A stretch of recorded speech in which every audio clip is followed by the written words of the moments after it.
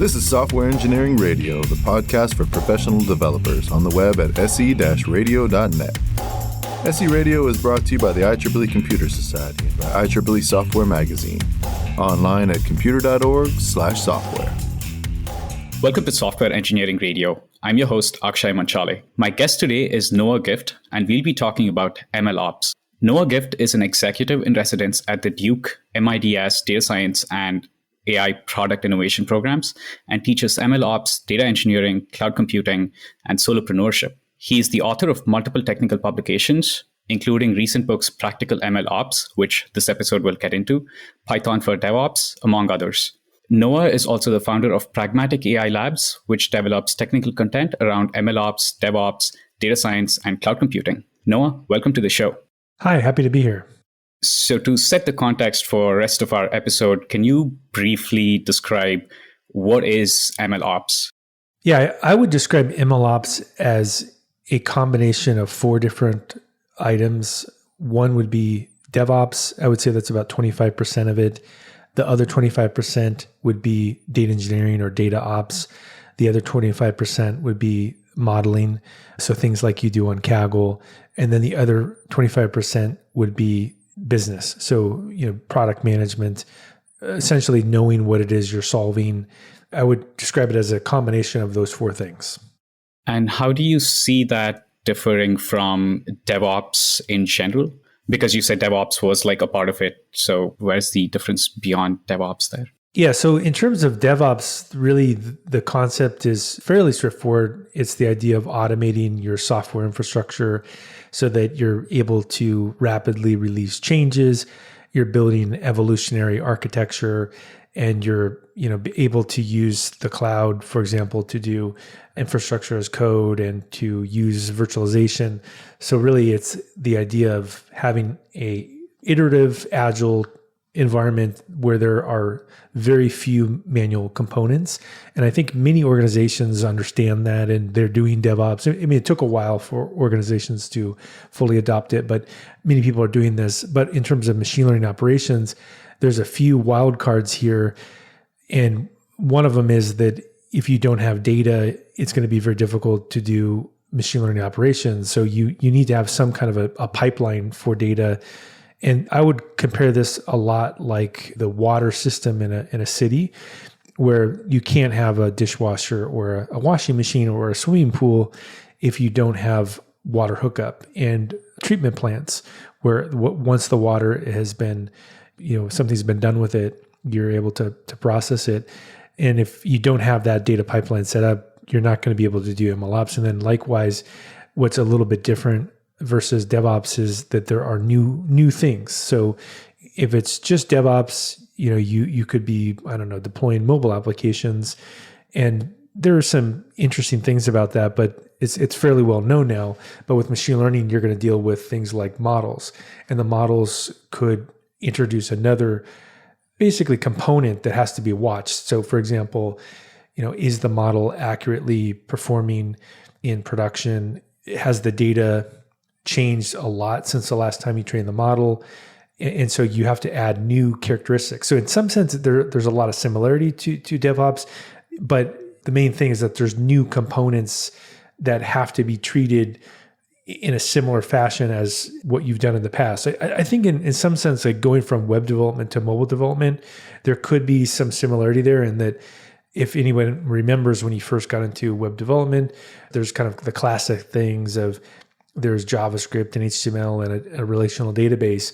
But then when you get into mobile, it's like, oh, wow, there's a new thing now. We have to, do Swift code or Objective-C code, or we have to use Android.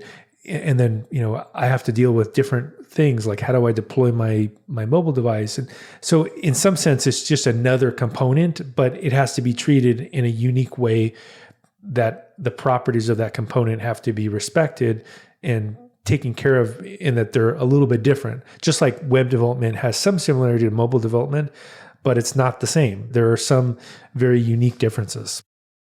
Right. In your book, you talk about reaching the true potential of machine learning is dependent on a couple of fundamental things being present already. And you compare this with Maslow's hierarchy of needs. in order for humans or anyone to reach full potential, you need food, water, safety, and so on, up until like the full potential is really at the top of that pyramid, so to speak. So what is this hierarchy of needs for machine learning to be successful? What are those layers that build onto a successful machine learning organization or product? Yeah, so I would say to start with, the foundational layer is DevOps. And, I think if your company is already in the software space doing, let's say, software as a service, it's very likely that your company has very strong DevOps capabilities. For one, you wouldn't have survived if you didn't have DevOps capabilities. When I was first working in the software industry in the Bay Area, many of the companies I went to did not have DevOps, and that's what I helped them implement. And it really is a big problem to not have DevOps. Now, if you're in the data science world or coming from academics, DevOps may be something you really don't have any familiarity with. And so in that scenario, if you're at a startup and everybody is just from university and they're used to using Jupyter notebooks, they could be in for a rude surprise in the fact that they need to implement DevOps. And, DevOps, again, automation, testing, continuous integration, continuous delivery, using cloud computing, using microservices. If you don't have those capabilities already in your organization, you're really going to need to build those. So that is the foundational layer. As I mentioned, it depends on where you're coming from. You may already have it. Now, the next layer would be, now, if you're a software engineering shop, it's possible that even though you're really good at software engineering, you may not be good at the next layer, which would be the data engineering. And so building a data pipeline. And so now you may need to build a new capability. And the new capability would be to move the data into the locations it needs to move, make sure that you're able to automatically handle different processes that prepare the data for machine learning. I think what we're seeing right now in the MLOps space is that many organizations are using something called a feature store, and that's a data engineering best practice for MLOps. And many companies are now coming out with platforms that have feature stores. I know that Snowflake, which is a big data management tool that's publicly traded, they have implemented a feature store by buying a company that had that capability. I know Databricks, $10 billion company, they just implemented a feature store. SageMaker, one of the biggest MLOps platforms, they've used a feature store. Aguazio is a company that I'm an advisor to. They use a feature store. So basically, that's the next evolution: is use the right tools for the job, use data management processes, use the new systems that are being developed. Assuming you have that, then the next layer up would be the platform automation. And this is where I think it's very easy for the data scientists to get themselves into trouble, where maybe the software engineer would be a little better at understanding that, yeah, you do need to use a platform. Like if you take the C# developer who has been developing .NET for 10 years or 20 years, they understand you need a platform. They have Visual Studio, they have .NET, they have all these like really awesome tools.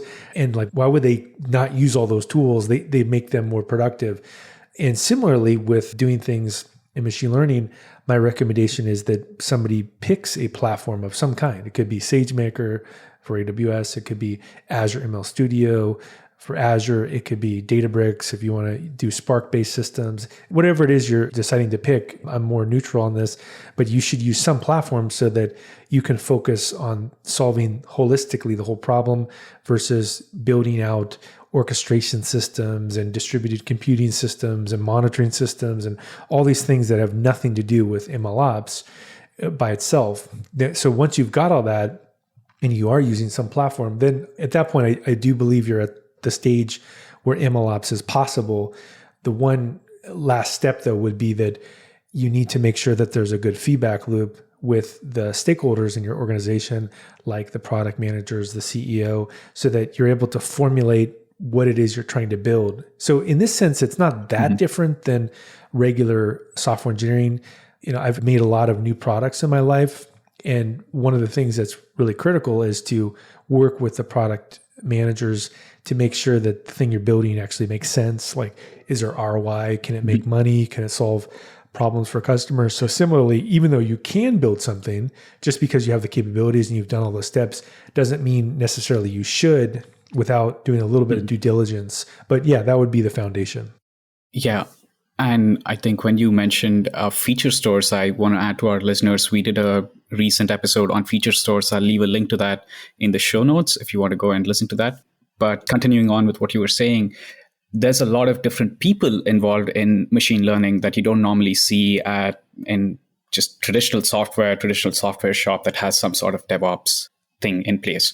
For example, maybe you are working in a product that is in the healthcare space and you're working with, say, radiologists who are reading x-rays and they're contributing to your machine learning model or how you go about building machine learning. So what are the challenges that sort of like different people with different skill sets, different backgrounds coming in to build machine learning applications? What are the kind of challenges that you run into when you have these diverse set of people working on machine learning products, which I think is increasingly common?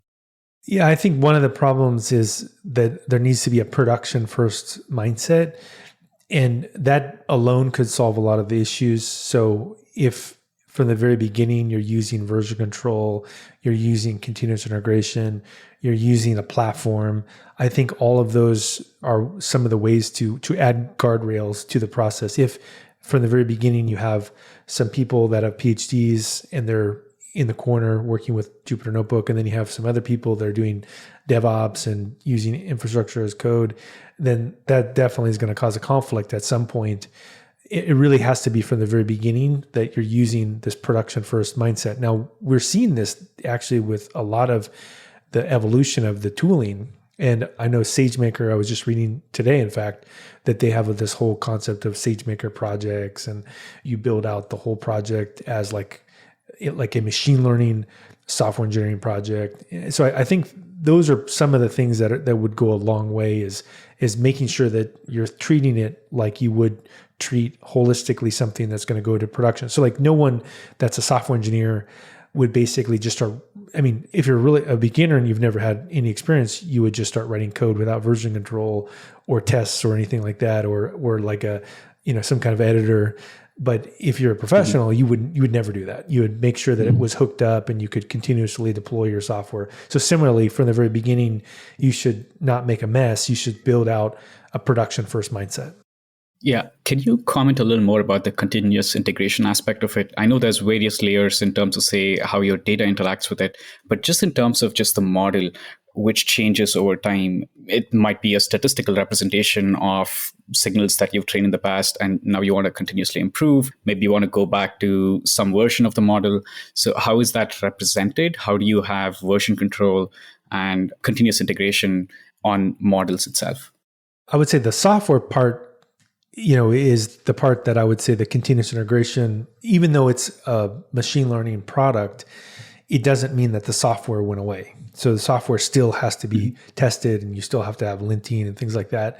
So that's where I was more referring to the continuous integration, is that regardless, there'll be some microservice that's going to, be built, and it'll have to have a model in there. Now, the stuff you bring up about the model versioning, well, in that case, I think the scenario would be that you would, just like you would with any other kind of versioning system, like a Python package, you would pin the model version alongside the microservice, maybe build out a Docker container, and then potentially do some kind of integration test before you put that into production. That's probably the approach I would use, which is you would merge this, pin the version number for the libraries, pin the version number for the model, and maybe version the data, pin the version number, and then push that into, let's say, a staging branch by merging from the development branch to the staging branch, going through and then doing some kind of maybe a load test to verify that inference works at scale, and then also doing some kind of performance test that says, okay, here's the accuracy we would expect with some validation data. So you can do some of the same things that you would do with a regular software engineering project, but the functional tests are slightly different, just in the fact that they're also validating the accuracy of the model when it goes into production, which isn't that dissimilar than some tests that would test the business logic. Data is really at the center of the model itself. Like you have data that's present in the company that acts as input signals. Maybe there's data based on your interaction right now that comes into your model as an input signal. how do you reproduce your tests? Wherein I build some sort of model right now, and I think the accuracy for that is, say, 60%. That depends on having some static data right now, and that underlying data might change over time. So in the MLOps world, how do you plan for keeping tests that are reproducible, that you can actually rely on over time as you change things with respect to, say, the data pipelines, or even with respect to the model representation?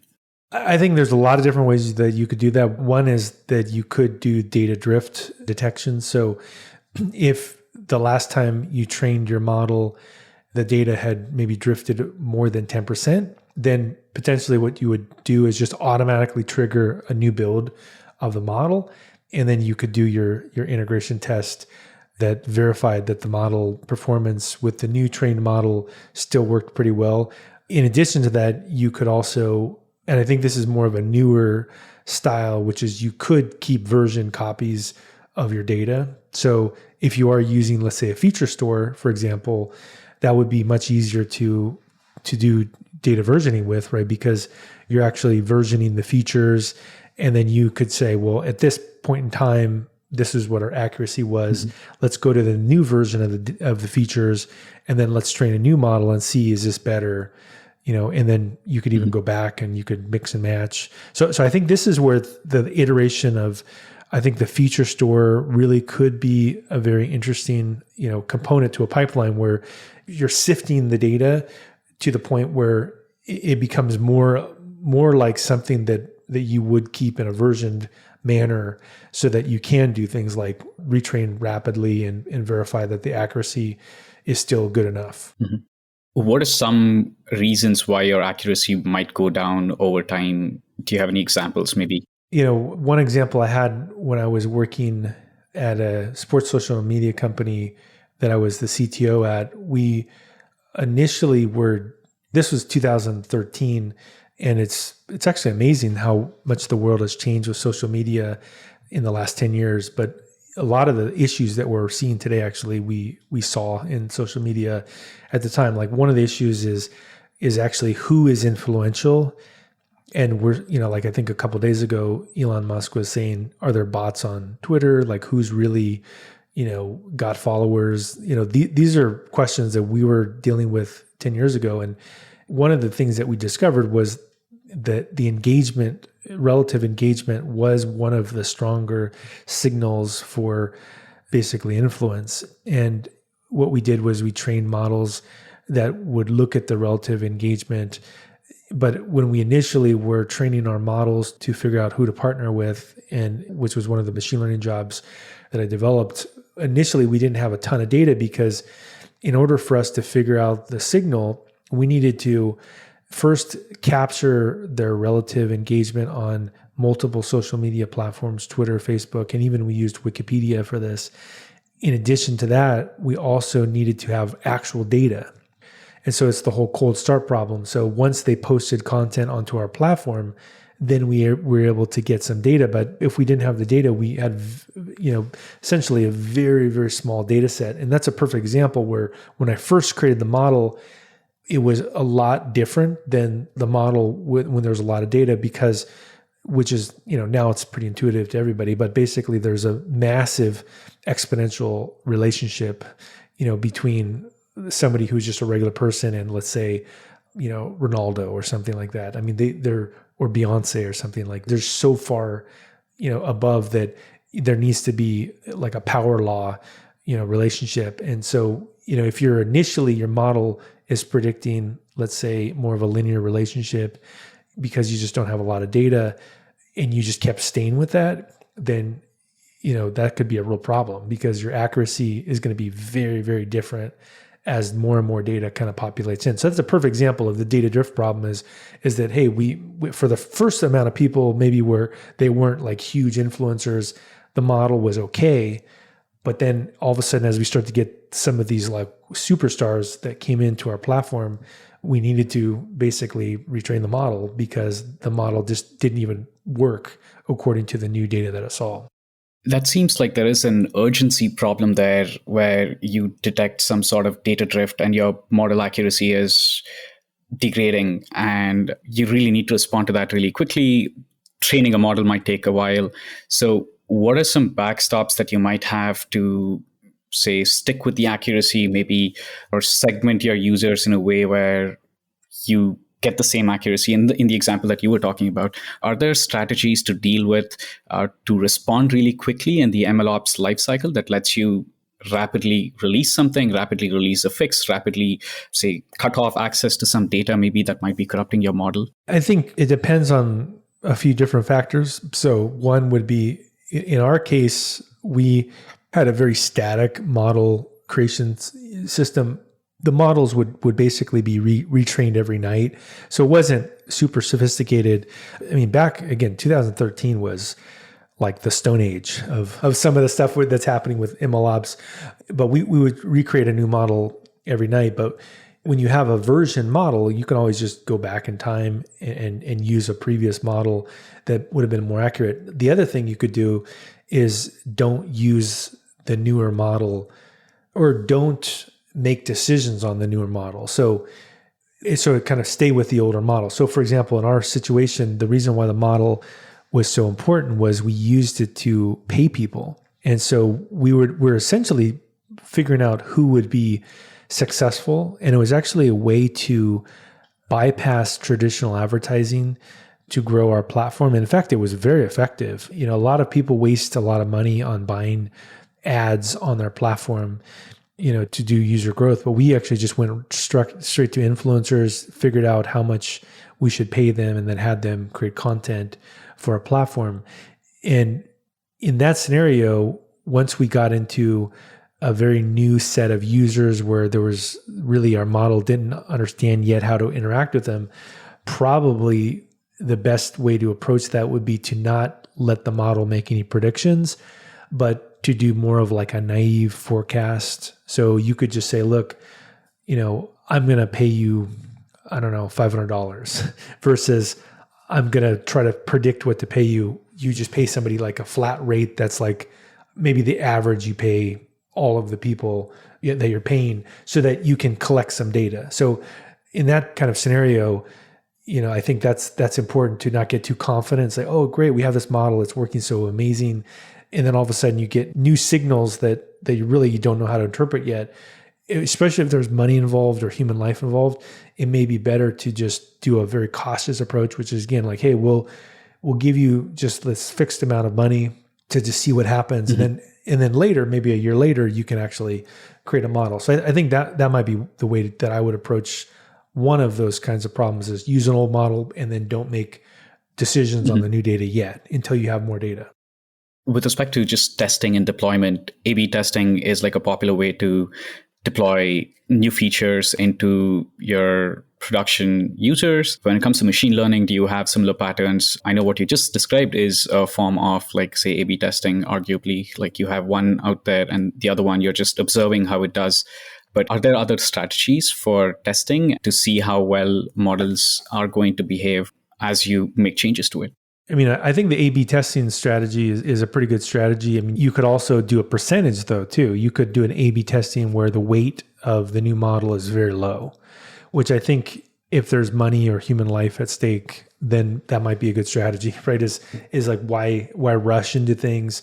And maybe what you do is you just throw, 2 or 3 or 4 models out, and maybe the primary model still is at 95%. And then there's 4 other models that are 1% of the traffic.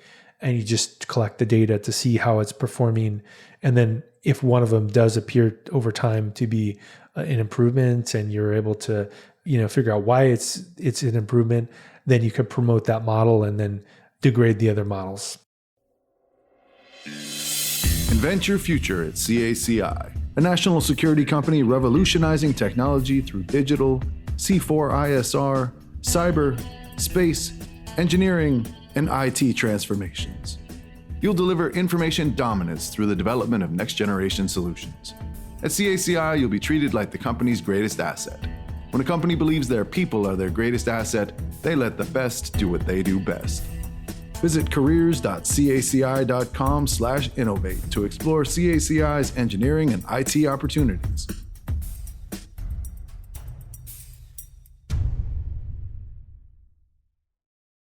So let's talk a little bit about failure handling, right? So when you look at machine learning applications, they're built on various layers of foundational services. You have your data ops, you have your platform ops. In what ways can you see failures? Of course, you can see failures in each of those layers, but how do you respond to those failures? How do you keep your model up and running? And is there a way to tell just a failure of something downstream from failure of model's prediction itself? One thing to consider is that many people don't treat data science or machine learning like data science. There's like a meta data science layer, which is kind of surprising, right? Is if you are deploying something into production and you're looking at the data, there's a word for this. It's called data science, right? Like if you're a software engineer and you have log files and you're using the logs to look at statistical decisions about what you're doing, that is data science. There's no other way to put it, but monitoring, logging, instrumentation is data science. So I would say that you need to also at a meta layer apply data science to what it is you're doing. At each layer, look at it, have dashboards that can show the differences. So I think that's just a no-brainer that, again, if you only have experience with Jupyter Notebooks, this may be new to you, that people have been looking at logs for decades. I mean, in fact, multiple decades. This is a classic problem pre-internet even. People were looking at logs and kind of sorting data and things like that. And even in like news groups where a bulletin board service, a BBS, I was on those when I was in junior high, actually. Like when I was like 10, I was on like, text-based terminals. People were looking at log files. So I would say data science is definitely the approach to use for this. And then also I think there's the business side, which would be kind of high level, which is, if you deploy a model into production, are you actually looking at what's happening? And I think a really good example of this actually is social media. And I think this is hopefully researchers will really dig into this more. I've seen some great stuff about this, but this concept of the recommendation engine is, I think, a perfect example of this where, this was a big deal for a long time. Yes, recommendation engines. We love recommendation engines. And one of the things I think that has really been a problem with recommendation engines is we're starting to now realize that there are unintended consequences of a recommendation engine, and many of them are very bad, right? So there is harm to society, getting people harmful information and recommending it to them because it increases engagement. So I think those are things that are really important to look at from a stakeholder perspective. And you can see there's some company structures like Corp B structure where they talk about this, like what is your impact on societal, cohesion. I think those are some things that should be looked at, like, how much revenue is your model making? Is it actually doing things that are helpful to people? Is it harming humans at scale?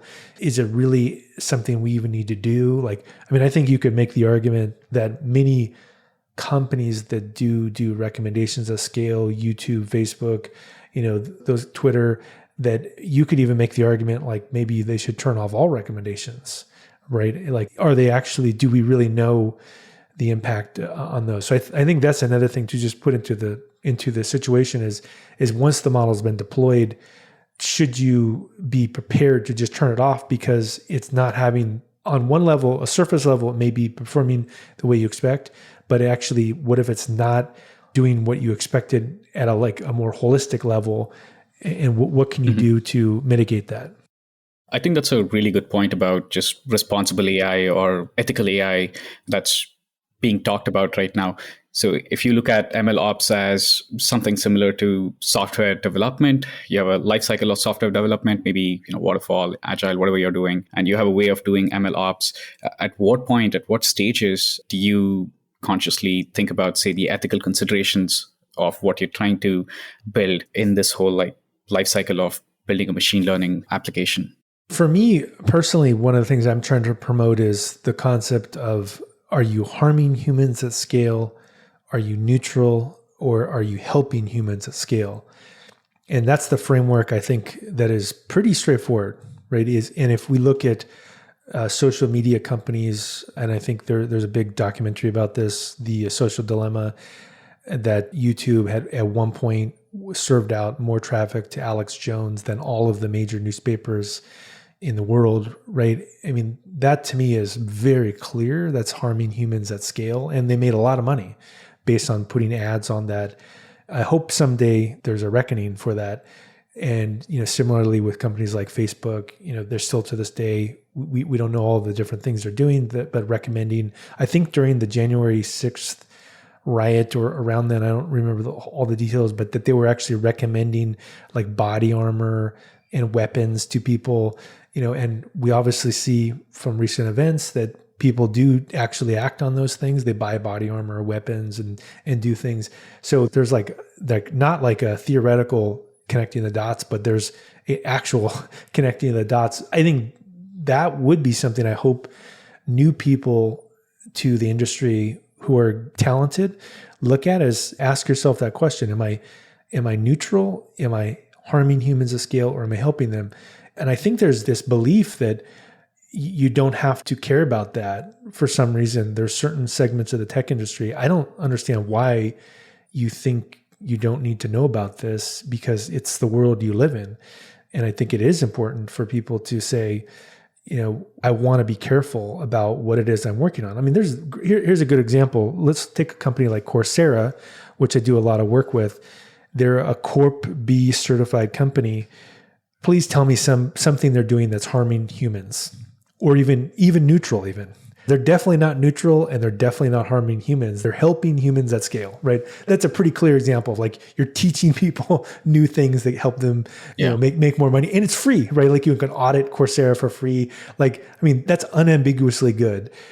And then you can also find examples like, making dirty bombs that get put into landmines or something. Like that's unambiguously bad. Like you're hurting people. So I think that's really something I hope more people look at it and not push into like a political, Republican, Democrat, whatever viewpoint, because it's not. It's a fact. Either you're helping, you're neutral, or you're harming. And I think that framework is a good framework to consider. Yeah. I want to switch gears a little bit into just running machine learning models in production. So what does the runtime look like for machine learning if you're, say, at a small company versus a very large company? What are the options for where you can run machine learning models, and how does that impact your revenue maybe, or how quick you can run, or how quickly you can iterate, etc.? Yeah, I think this is a good question you bring up, because just like how if you were going to build maybe a house, it would be a different tool chain than if you were going to build a skyscraper, right? Or a condominium tower. You would potentially have very different machinery. Or if you were going to build a bike shed in your backyard, maybe you don't need any tools. You just need like something, you bought a shed and you just literally plop it down. I think that is important for companies to think about, is before you start copying the practices of, let's say, Google or some large company, to really consider, do you need to do the things that the big company are doing? Or in the case of a smaller company, it might be better for you to use a pre-trained model, right? There's tons of pre-trained models, and it would just not be possible for you to get the same level of results. And maybe the pre-trained model is exactly what you need. So why not start there? Or AutoML would be another one. If you're more of a medium-sized company, then potentially, I would maybe start to recommend heavily looking at using a platform, people in your organization certified on the platform, and organizing your workflow around the platform. And then if you're, a very large company, like a top 5 company or something like this, that's when they start to develop their own infrastructure, where the core infrastructure that a medium company would use may not work. And you'll see like a lot of technology platforms get developed by people who are at one of these companies where they have their own data center, so they can't use AWS, for example. And so then they build their own infrastructure. So you could probably break things into those 3 different categories. And if you're a small company, maybe you just said AutoML. Can you talk more about AutoML? Yeah, so AutoML, really the idea here is that you're using high-level tools to train a model, a bespoke model, and there's a lot of variation in how much AutoML is actually fully doing the job for you. But because it could kind of mean lots of different things. But in general, the concept is you take your data, you feed it into a high-level system, you tell it what target you want to predict, and then you run something, you click a button, and it plugs away at the problem and then gives you back a model. So, in that sense, AutoML, I think, can be a very good solution for many organizations. And there does appear to be traction with AutoML from every single platform. One of my favorite AutoML solutions is actually from Apple, and it's called Create ML. In your book, you talk about another thing called Kaizen ML, in contrasting with principles of Kaizen. So what is Kaizen ML? How do you practice it? Yeah, so basically my point in bringing up Kaizen ML is that, I think it's easy to get distracted with, and people even get upset when you talk about AutoML. It's like, oh, you're going to automate my job. And people get really worried because what they do with Kaggle, they really like, and then they enjoy it. But my point is that like Kaizen ML would be more of thinking holistically, like, look, we're going to automate every possible thing that is automatable. It could be hyperparameter tuning. It could be the trying different kinds of experiments. But the idea is you're not really caring necessarily what the approach is. It could be a whole group of different techniques, but you'll use the thing that helps you automate as much as possible to get to the end solution. Okay. And just in terms of just bootstrapping some sort of a machine learning solution, I think there are two approaches. One is you do it data-centric way, or maybe you start with a model in mind and you do it in a model-centric way. Can you talk about what the differences are starting one versus the other, and how it might be advantageous for, say, a small shop versus like a large shop that should do it completely differently?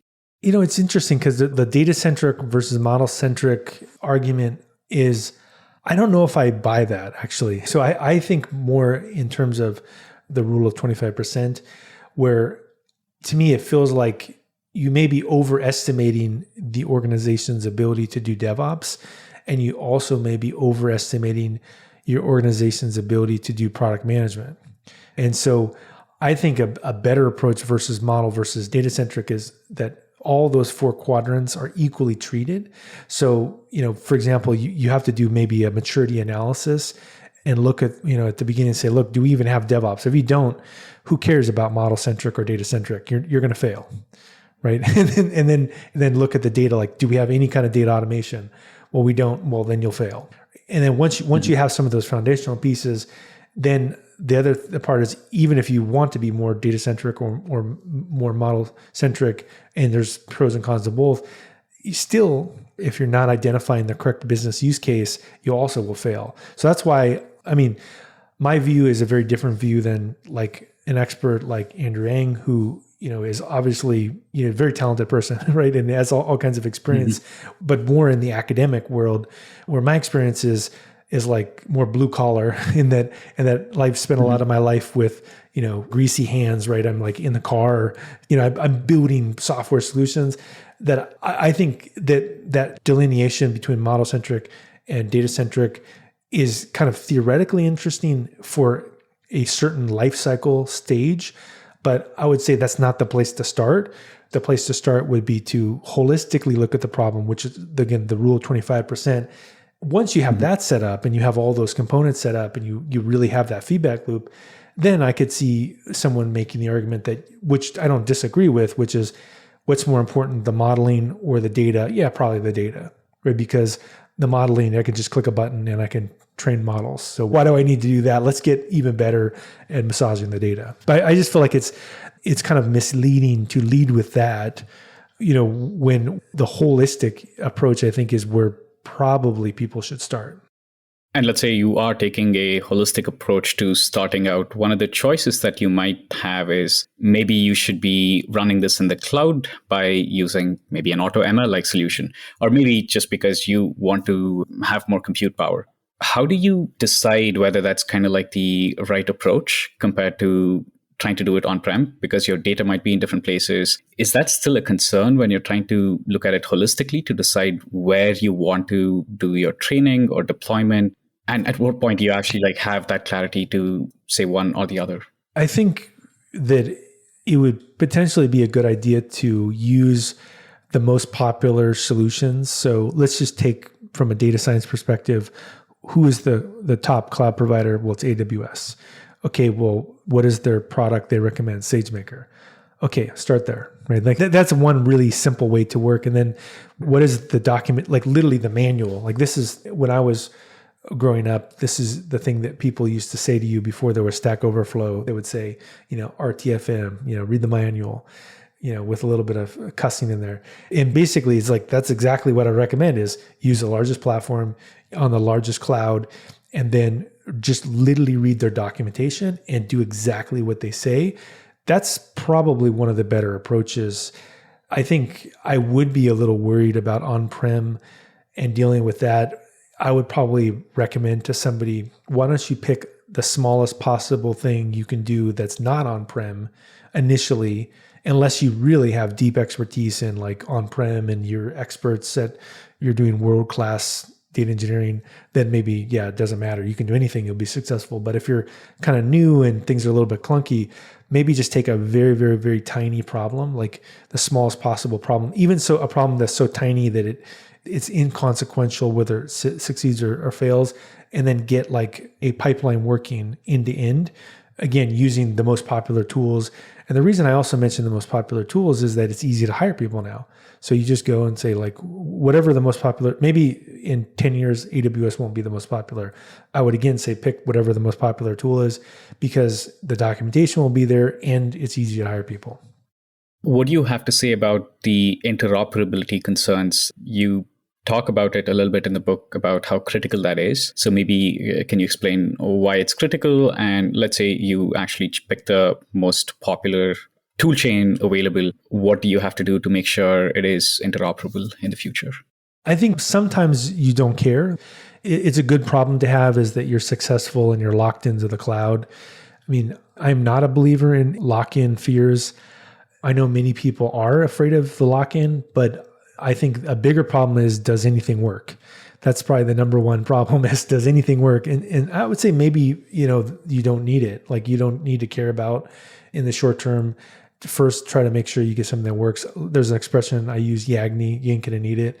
Like, I think a lot of times just get something working and see what happens. And if you need to change, maybe the future has changed at that point and you just do the new thing. Mm-hmm. Yeah, that makes sense. And adding on to that, I think there are some recommendations saying go with the microservices-based approach. And if you ask a traditional software engineer, maybe there is some more skepticism at going with microservices just because of the complexity. But I think you make an argument in the book in several places how it might simplify things for machine learning. So can you talk a little bit about why you think it might simplify things, especially in machine learning applications versus like traditional software? Yeah, I think that, traditional object-oriented monolithic kind of workflow is really good for things like, let's say, a mobile app, right? That could be a great example, or a content management or a payroll system, or, something like that, where there's a lot of reasons why maybe a monolithic application would work very well, and heavy object-oriented programming would work very well. But I think in terms of the DevOps style, one of the recommendations is microservices, because you can build things very quickly and test out those ideas. And also microservices, in some sense, kind of implicitly will use containers. It's very difficult to pull out the idea of a container from a microservice. And then the nice thing about a container is that it has the runtime along with the software. So I think the benefits are so great that it's hard to ignore microservices. I mean, the ability to package the runtime alongside with the software and make a very small change, test it out, and deploy it really works well for machine learning. When it comes to using data for your machine learning, really, like, data is at the center of your application in many ways. You have to be careful about how you use it, because there are so many regulatory restrictions around how you use it, or there's governance around like what you can use, what you cannot use, right to forget, etc. So how do you go about approaching those limitations, or rather regulations that you really have to like follow legally? Yeah, I mean, that just really depends on the size of the organization, the problem they're solving, and also the jurisdiction that they're in. I don't think there's a one size fits all solution there. You could make an argument that many companies collect too much data. So that's one way to solve the problem is just don't collect it, right? Like there may be no good reason to collect, for example, if you're using a dating app, maybe you don't need to store the data of the location of the users. Like why? Why would you need that? It can only cause problems for people in the future, like again, harming humans at scale. So just don't do it. Another thing is maybe you don't enter certain spaces that are heavily regulated. You just don't, get into a place where you have to deal with that kind of regulation. Another one is also the type of data. So you could just not store ever as a practice any personally identifiable information, PII.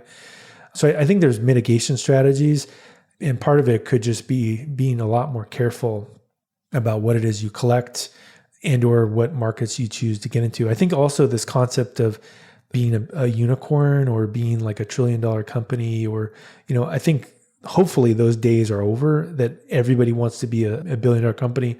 Maybe it's okay to be a $10 million company.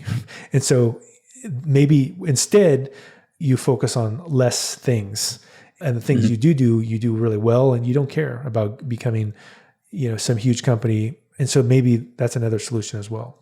Mm-hmm. Yeah. Well, I guess more data, more problems.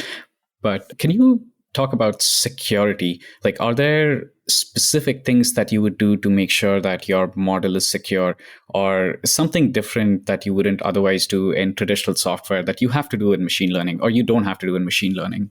Yeah, I think a couple things that come to mind is that, if you're training your model on data that the public gives you, that could be dangerous. And in fact, I was at Tesla headquarters in, I think it was October, so like maybe 6 to 9 months ago, for their AI day. And that was actually a question that was asked, was what happens, maybe I asked it, I don't remember, but it was me or somebody like, hey, well, are you sure people aren't embedding stuff inside of your computer vision model that causes problems? And so the answer is, they said, we don't know. And I mean, basically, and in fact, they knew that, like, if you walked in front of like a Tesla and you had the word stop on your shirt or something like that, you could like cause it to like stop suddenly. So I think that is an area of concern, which is, if, maybe go, again, back to the data collection, is be very careful training a model on data that was publicly put into the system, because if you don't have control over it, somebody could be planting a backdoor into your system and just basically creating a 0-day exploit for your system. So one solution could be, especially if you're a smaller company, is just use pre-trained models, right? And actually focus on pre-trained models that have a very good history of data governance and best practices. And you kind of like, you drift off of their wave, so you can leverage their capability. So there's just a couple ideas that I had. Okay. And you said you've been doing this since like 2013. So I kind of want to like start wrapping up. What are the big changes you've seen since then? And what are the changes that you see going into the future in the next, like, say, 5-6 years? Yeah, I would say the big change that I saw in 2013 was that at the time when I was creating models, I was actually using R, even though I've done a lot of stuff with Python and I've done stuff with C# or other languages, but I was using R because it had some really good statistical libraries, and I liked the way the machine learning libraries worked. Just the libraries have just massively changed. That's one huge change. The data collection systems, like I was using Jenkins to collect data. I mean, there's things like Airflow now, and all these really cool, sophisticated Databricks now has gotten a lot better. There's all these sophisticated systems now that do data engineering. So I would say libraries and data, and then I would see the stuff that's happening in the future is, and also platforms. So I would say the platforms are definitely becoming mature now. They just didn't exist before. The libraries are becoming much better. And I think also serving is now becoming, I would say 2023 is probably where we're going to see a huge emphasis on model serving, where we're getting a little bit now, but that's actually my focus, is model serving. And the reason why model serving I think is so interesting is that we don't yet have necessarily web frameworks that are designed for serving machine learning models. We have people essentially adopting and hacking together web frameworks like FastAPI or Flask, that will kind of take a model and put it together. You see a little bit of this, like TensorFlow serving is an example. I know the ML Run has some of this as well, but I think we're going to see some really strong software engineering best practices around model serving that make it way simpler, and that some of the things that you care about, like model accuracy and like lineage and all this stuff, will kind of be baked into the model serving. And then I would also say AutoML. I think AutoML will be ubiquitous. Yeah, that would be great. Like just having that access to machine learning that you could just do at the click of a button and see if it does something. One last thing, finally, how can our listeners reach you? I know you have a lot of like writings and videos and educational content that you put out there. So how can people reach you or get to know your content? Yeah, so if you just go to noahgift.com, you can see most of the content I've published, books, courses, LinkedIn. That's the only social network I use. I don't use Twitter or Facebook or Instagram. And also, if you go to Coursera or O'Reilly, there's a lot of content that I have on both of those platforms. Excellent. Noah, thank you so much for coming on the show and talking about MLOps. This is Akshay Manchale for Software Engineering Radio. Thank you for listening. Thanks for listening to SE Radio, an educational program brought to you by IEEE Software Magazine. For more about the podcast, including other episodes, visit our website at se-radio.net. To provide feedback, you can comment on each episode on the website or reach us on LinkedIn, Facebook, Twitter, or through our Slack channel at seradio.slack.com. You can also email us at team@se-radio.net. This and all other episodes of SE Radio is licensed under Creative Commons License 2.5. Thanks for listening.